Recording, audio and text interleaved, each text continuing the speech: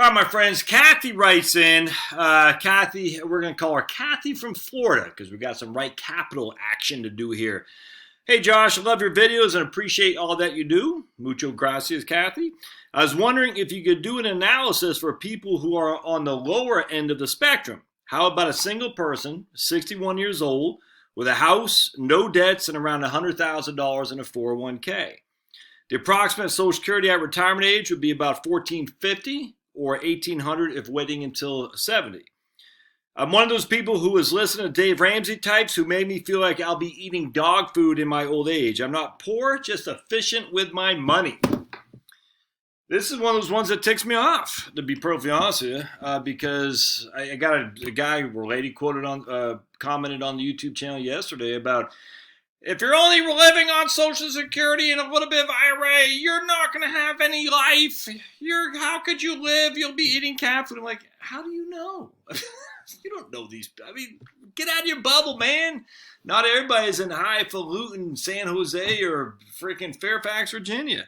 There's a huge America out there, my friends. Of what, 330 million people? Household income, 60,000. That means more than half, or half of those people are households. Let's say 80 million households are living off less than $60,000. They're getting along just fine. Are some poor? Yeah, some people are. The vast majority of America is sitting there eating cat food?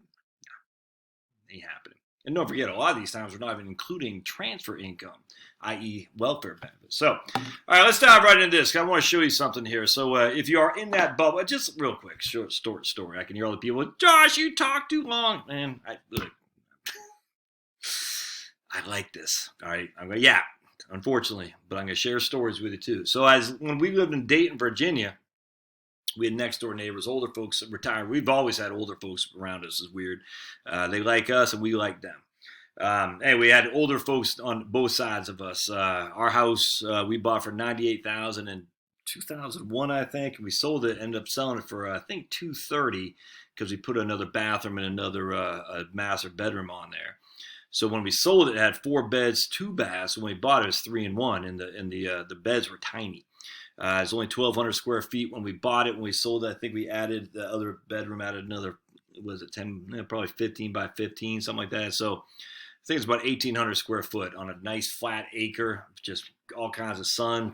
Man, it's freaking perfect. If I knew much about gardening, I would have been on that like white on rice, because our neighbor over here was gardening like a crazy man. Well, anyway, long story short, the neighbor over here, he and his wife, I think he was like a retired machinist working in Bridgewater or something like that. I can't remember. But I mean, he was probably making, $8 an hour most. He's older than us. And he and his wife were retired, just loved him to death. Wonderful people. He drove one of those old boxy F-150s, if you recall. And, they're just getting along fine. They had season tickets at JMU, James Madison University, women's basketball, season tickets to Bridgewater football. Just a good life, man. $150,000 was their house, nothing fancy. They used to buy meat from a local farmer, because tons of farmers out there in the Shenandoah Valley, and it was a good life. I think they had 3 kids or something like that, and just great people. They're getting along just fine. So he might have had a tiny pension, probably a couple $100 a month. Social Security, probably spousal benefit too, but they're doing just fine. Next door neighbor, same thing. Just the idea that you have to have some fancy highfalutin income in order to survive, it's just silly, man. And then, anyway, hindsight being what it is, I would gladly trade this house. I love where we live. I'm very happy with our house. I'm not very happy with the mortgage. I tell you, I would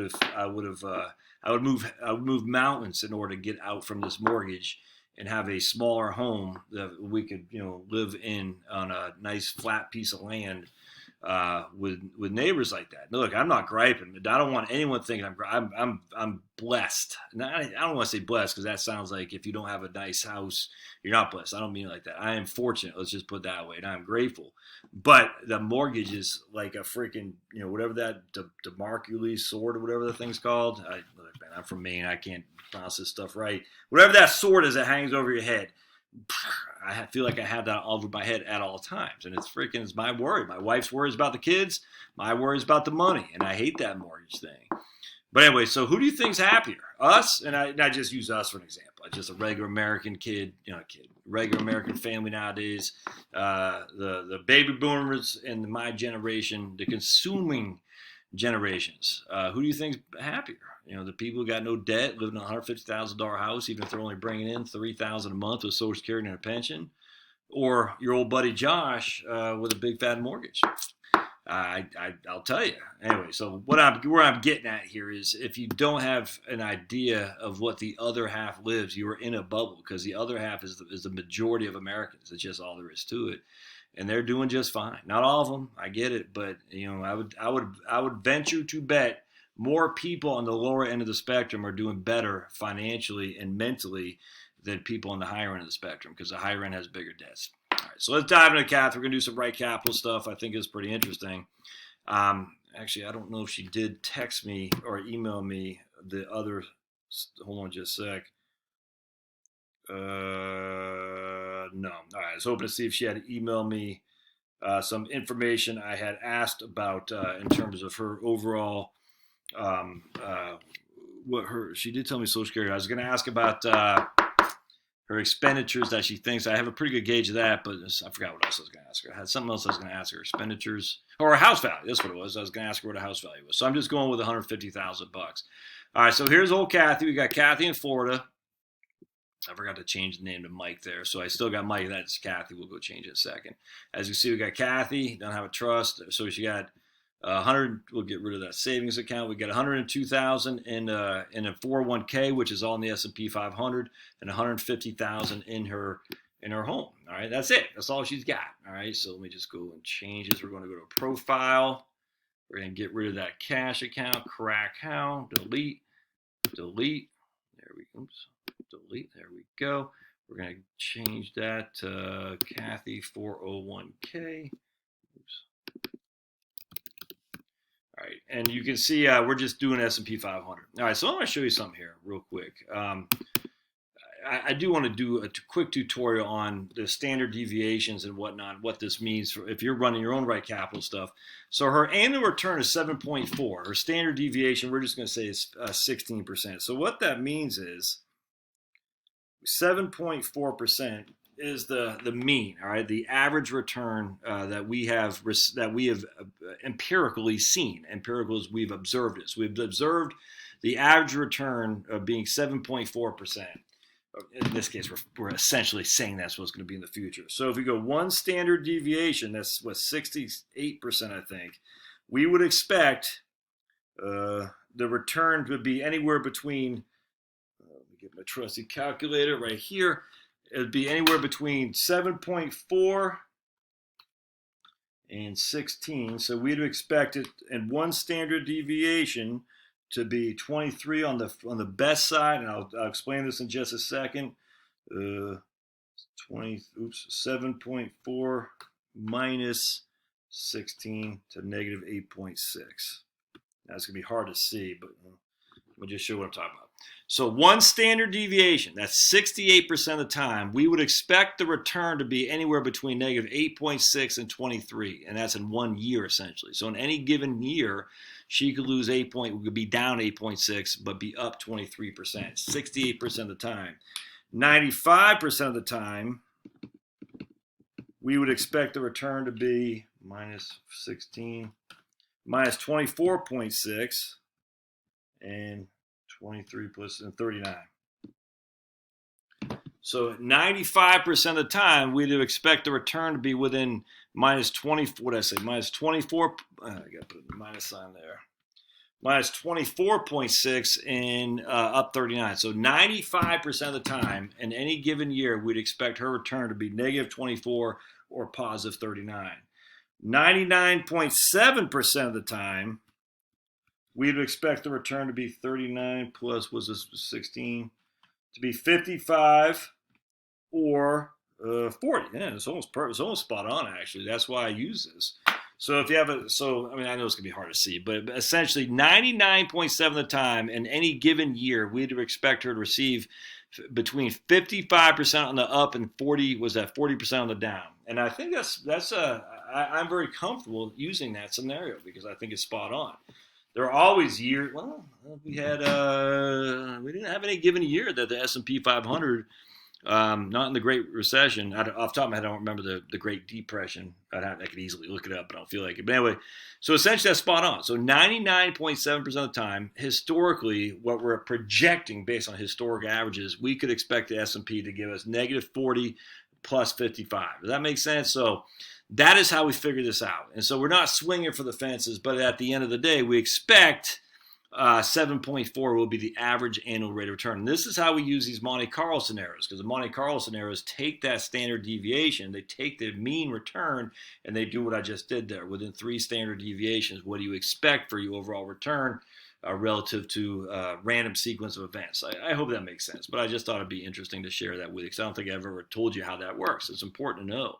And that's why it's so important to know what your standard deviation you're using in return on any software you're looking at, because if you're using a standard deviation, say 5, and an average return of 8, and you'd have to justify that, because that's not much volatility in terms of your negative side. And people, no one cares on the positive, they just care on the negative. I just showed you on the negative right now, you could lose 40% on any given year. And ironically, that's exactly what happened in 2008, 37%. All right, so let's keep going. So now we got, all right, so I want to show you the profile for Miss Kathy here. We already talked about her 401k. She got $100,000 in Vanguard 500.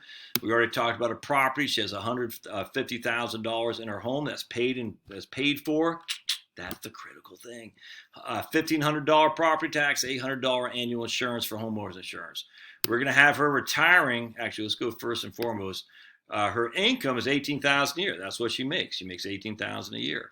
Her Social Security benefit, she just told me, is $1,450 at her full retirement age. And because she was born in 1958, her FRA is 66 and 8 months. 66 and 8 months, because so that's, I mean, basically that's what it is. FRA of 1959 is 66 and 10 months. FRA in 1957 is 66 and 6 months. And then, of course, if you're born in 1960 or beyond, it's 67. So at her full retirement age, she's going to get $1,450, and we're going to have her starting at the FRA. And we can't, I don't think it allows us to do, no, it doesn't. Okay. So we're just going to say we're starting at her FRA. All right, so now she's saving, I think I had her saving 3% a year. Let's see here. 3% to her 401k with a match of 3%. There we go. Boink. That's what we're going to say. All right. All right, so now what's her expenses? Well, if she's only making $18,000, her expenses are $1,100 a month, and I'll show you why. Because if we go to retirement, we can't have significant more expenses than we have income, because she has no debt. I mean, so that won't work. I mean, so we could very easily figure this out. Kathy, you have $18,000 of income. You can't have $25,000 of expenses if you still have no debt, because that won't work. I hope that makes sense. So in this case, she has no debt. She makes $18,000. She's not adding to her debt. So inherently, her expenses are $18,000 when all is said and done. And so that's what I've done here. I basically say, look, we got a little bit of net outflows with just chump change. So I essentially got $18,000 as her total outflows with taxes. $18,000 goes up a little bit to $19,000.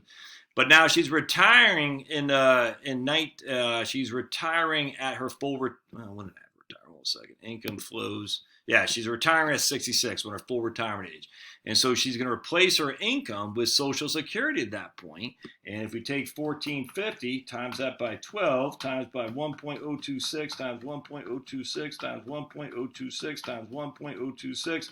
That gives us right there. Well, look at that, $19,280 of income from Social Security. Interesting, huh? Because she was making what? She was making $18,000. Actually, when she retired, she was making almost identical what her Social Security is. So I have a sneaky suspicion her taxes are going to be minimal at best. And yes, her taxes are gone. Watch this. Crack. How? Why are her taxes gone? Because she has no income. And look at that. The biggest tax she has is FICA. FICA doesn't stop because you're poor or on the lower end of the spectrum. I hate to say poor as if it's a disparaging. It's not relative to what everyone thinks in society it is. You're only making $18,000 a year. You're poor. Oh, and she's like, dude, I'm getting along just fine because I got no mortgage. The issue is that FICA is her biggest burden. I'm going to do another video on that, how FICA is the is the unseen cost that a lot of people don't recognize when it comes to retirement or working for sure. When you're not working, you don't have FICA. All right, so let's go back to cash flows.